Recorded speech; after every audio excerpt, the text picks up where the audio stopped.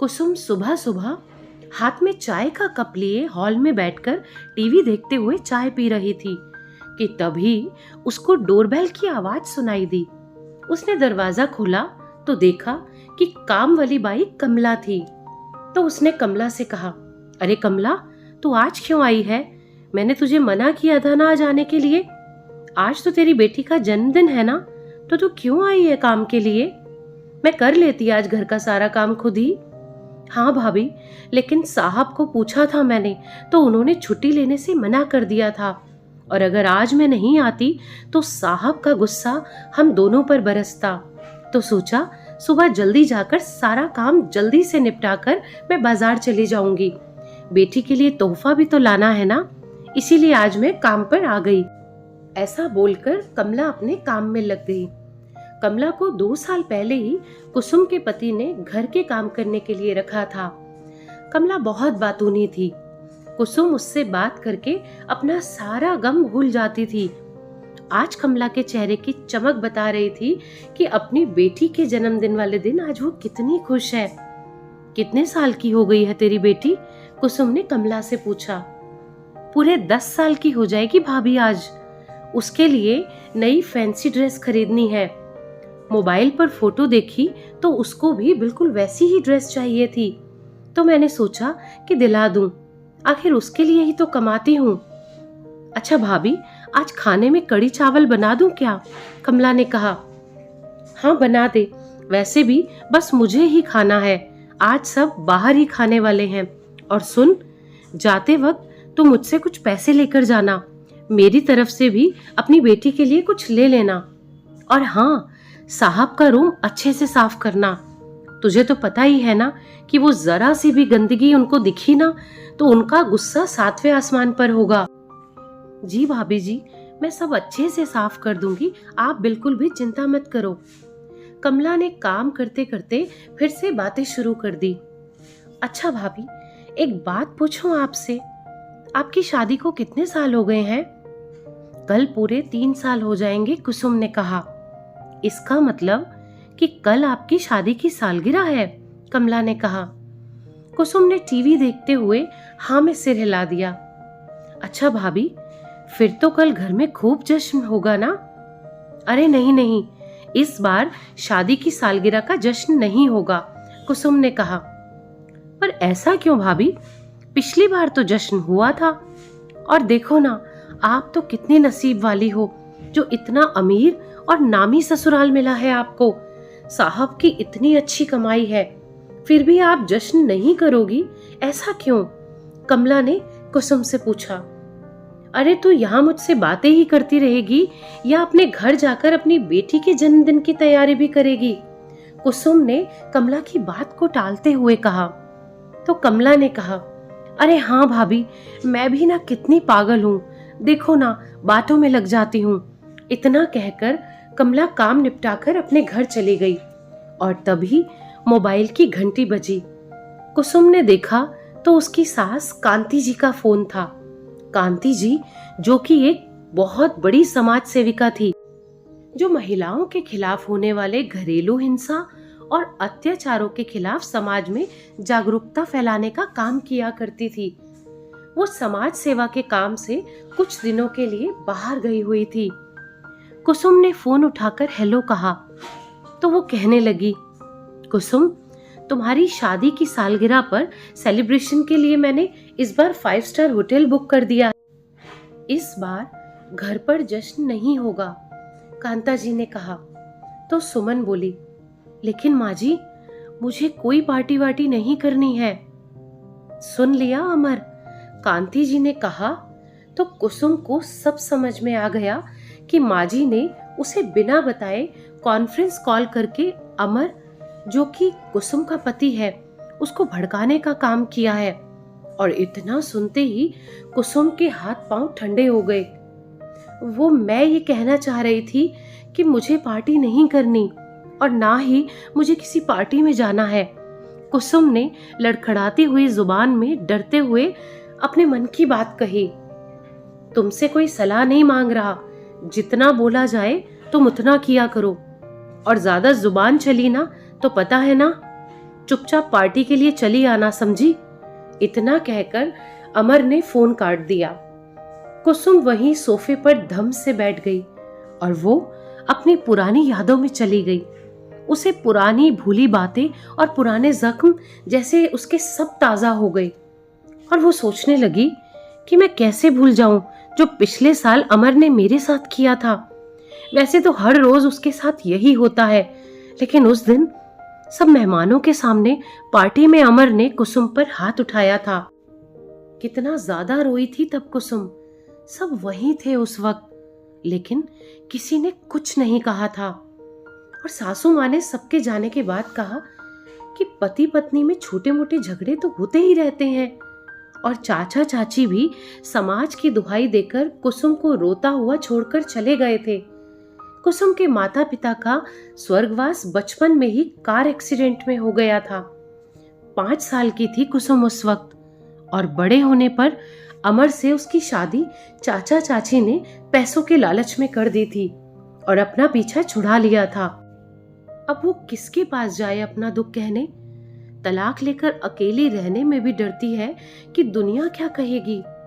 अब उसे कोई सहारा देने वाला भी नहीं था और अमर और कांता जी उसे बात बात पर धमकी देते रहते थे कि अगर तुमने हमसे बैर लिया ना तो फिर तुम ना घर की बचोगी और ना घाट की, और अभी जो रोटी कपड़ा तुम्हें मिल रहा है ना वो सब भी बंद हो जाएगा और तुम्हारी बदनामी होगी सो अलग। मतलब इसमें कुल मिलाकर सिर्फ तुम्हारा घाटा ही है। और कुसुम डर के मारे उनके मारपीट और घरेलू अत्याचार हर रोज सहती रहती और अंदर ही अंदर घुटती रहती थी। बस यही कारण था कि अमर की हिम्मत और ज्यादा बढ़ गई थी। शराब पीकर मारपीट करना, गाली गलौज करना अब तो कुसुम के लिए ये एक आम बात हो चुकी थी। ये सब सोचते सोचते कुसुम का सिर दर्द करने लगा और तभी डोरबेल बजी और उसने दरवाजा खोला तो अमर सामने खड़े थे। इतना भी उसकी पूछने की हिम्मत नहीं हुई कि आज अमर इतनी जल्दी कैसे घर आ गए। तभी अमर ने कहा, जाकर खाना लगाओ। अमर के लिए कुसुम खाना लगाने लगी और अमर खाना खा रहा था और कुसुम वहीं अमर के पास में खड़ी हुई थी कि तभी अचानक से एक जोरदार थप्पड़ कुसुम के गालों पर अमर ने दे मारा, ये कहते हुए कि तुम्हें स्टैंडर्ड का खाना बनाने नहीं आता, कम से कम बनवाना तो सीख लेती। और खाने की थाली छोड़कर उठ कमरे की तरफ जाते हुए अमर ने कहा, और सुनो, कल पार्टी है, कोई नाटक वाटक मत करना पिछली बार की तरह, और किसी अच्छे पार्लर से तैयार होकर आना, समझी? कुसुम अपने गाल पर हाथ रखे वहीं जमीन पर बैठकर रोते रोते ये सब सोचने लगी कि अगर उसे पता होता कि अमर आज घर पर ही खाना खाएंगे तो वो उनकी पसंद का ही खाना बनवा देती, लेकिन उसे तो पता ही नहीं था कि अमर आज घर पर खाना खाएंगे। और रोते रोते कब उसकी आंख लग गई उसे पता ही नहीं चला। सुबह अमर ने गुस्से से कुसुम को जगाया तो कुसुम सोचने लगी कि क्या सच में अब यही उसका नसीब है? खाना पीना, पैसा, शोहरत, ऐशो आराम सब कुछ था उसके घर में कुसुम के लिए सिवाय उसके आत्मसम्मान और प्यार के। और दुखी मन से कुसुम ने अमर के लिए नाश्ता बनाया और नाश्ता करके अमर अपने ऑफिस चला गया। तभी काम वाली बाई कमला आ गई और आज बातूनी कमला भी चुपचाप अपना काम कर रही थी। कुसुम ने उसे चुपचाप देखकर अपने साथ रात को हुई मारपीट को भूलते हुए कमला से पूछा, अरे कमला, बड़ी शांत है, आज बताया नहीं तूने कि कैसी रही तेरी बेटी के जन्मदिन की पार्टी? कि तभी कुसुम की नजर कमला पर गई और कुसुम ने कहा, तुझको ये चोट कैसे लगी? कहीं गिर गई थी क्या तू? इसीलिए तू आज इतनी शांत है? अच्छा बता तो सही, हुआ क्या? इतना सुनते ही कमला की आंखों में आंसू आ गए और कमला ने कहा, भाभी क्या बताऊं, कल रात मेरे मर्द ने शराब पीकर मुझे बहुत मारा और सारे पैसे भी छीन लिए और बेटी का जन्मदिन भी सारा का सारा खराब कर दिया उसने। क्या? कुसुम ने आश्चर्य से पूछा। हाँ भाभी, कमला ने सिसकते हुए कहा। तो कुसुम ने कहा, फिर क्या हुआ? क्या होगा भाभी, हम औरतों के नसीब में मर्दों के हाथ से मार खाना ही लिखा हुआ है और भाभी, जब आप पढ़ी लिखी होकर भी आज तक साहब से मार खाती हो तो मैं तो अनपढ़ ठहरी। और बुरा तो तब लगता है जब बेटी ये सब देखकर रोती है। आपके तो अभी बच्चे हैं नहीं, इसीलिए आप अकेली ही ये सारा दुख सहती हैं।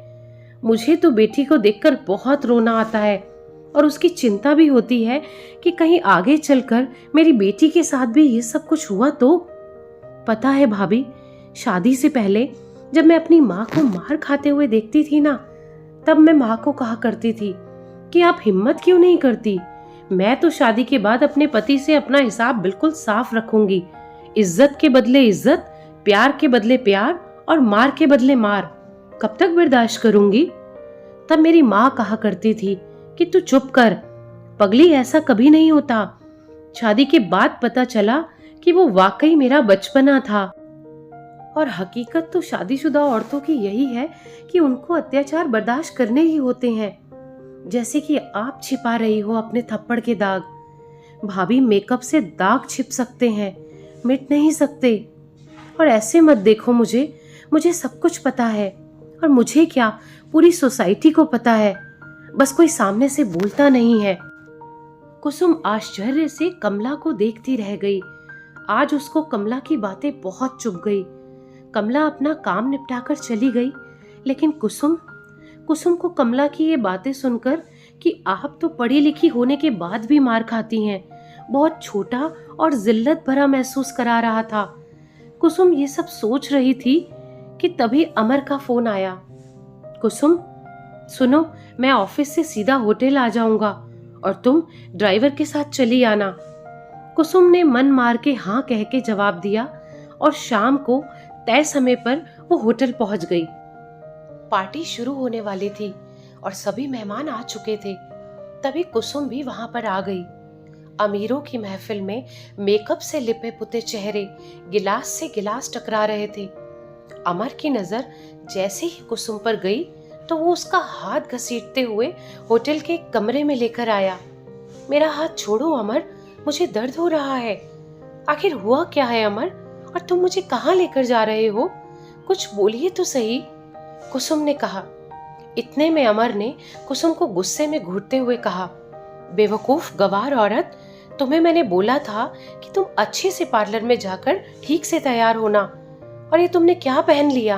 कैसा मेकअप किया है तुमने? कुसुम ने कहा, लेकिन मैंने तो तुम्हारे पसंद के पार्लर में ही जाकर मैं तैयार हुई हूँ। तुम 2 कौड़ी की औरत होकर मुझसे जुबान लड़ाओगी? अभी बताता हूँ तुम्हें। अमर ने कुसुम का हाथ पकड़कर उसके बालों को पकड़ते हुए जैसे ही अपना हाथ उठाया कुसुम के गाल पर थप्पड़ मारने के लिए, कि तभी कुसुम में आज न जाने कहां से इतनी हिम्मत आ गई कि उसने अमर का हाथ पकड़कर झटक दिया और अपने दूसरे हाथ से उसके गाल पर एक जोरदार थप्पड़ मार दिया। अमर अपने गाल पर हाथ रखे थोड़ी देर के लिए तो सन्न हो गया और उसकी आंखें गुस्से से लाल कुसुम को घूरे जा रही थी। आज कुसुम ने डरने के बजाय हिम्मत से काम लिया और हमेशा पीछे हटने वाले उसके 2 कदम आज निडर होकर अमर की तरफ आगे आत्मविश्वास से बढ़े। अमर ने गुस्से में बोलना चाहा तो कुसुम मुंह पर उंगली रखकर चुप रहने का इशारा करते हुए बोली, तुम बहुत बोल चुके अमर, और आज तक सिर्फ मैं सुनती रही और तुम बोलते रहे। अब आज मेरी बारी है बोलने की और तुम्हारी बारी है सुनने की। मैं कोई खिलौना नहीं हूं जिससे तुम जब चाहे जैसा चाहे खेलोगे, समझे? आज के बाद अगर मुझ पर हाथ उठाया या हाथ उठाने की कोशिश भी की तो वो हाल करूंगी कि जिंदगी भर याद रहेगा। और अगर चाहते हो कि पार्टी में कोई तमाशा ना हो, आज सबके सामने तुम्हारी इज्जत बनी रहे, तो चुपचाप पार्टी में चलो। दरवाजे पर खड़ी कांता जी कुसुम के पास आई और बोली, तेरी इतनी हिम्मत कि तू मेरे बेटे को मारे? अरे तू होती कौन है मेरे बेटे को धमकी देने वाली? कुसुम, तू शायद भूल गई है कि मैं कौन हूँ, और अगर हम तुझे छोड़ दें तो तू वापस रास्ते पर आ जाएगी। और किसके दम पर इतना कूद रही है? ये फिल्म नहीं, असल जिंदगी है। यहाँ तलाकशुदा या ससुराल से निकाली गई औरत की कोई इज्जत नहीं करता। तुझे पता नहीं कि तू किससे दुश्मनी मोल ले रही है। तब कुसुम बोली, मेरी प्यारी सासू माँ, आज आप भी चुप ही रहे ना तो बेहतर होगा। अपने अय्याश शराबी अमीर बेटे की शादी आपने मुझसे इसीलिए कराई कि अनाथ गरीब लड़की चुपचाप आप लोगों के सारे जुर्म बर्दाश्त करेगी। लेकिन अब ऐसा नहीं होगा। अब चुप रहने की बारी आपकी है। वरना जिस समाज और मीडिया में लोग आपको देवी मानते हैं, वही औरतें समाज मीडिया जब देवी समझी जाने वाली कांता जी को खुद उसी जुर्म की सजा भुगतते देखेगी तो कितनी इज्जत रह जाएगी।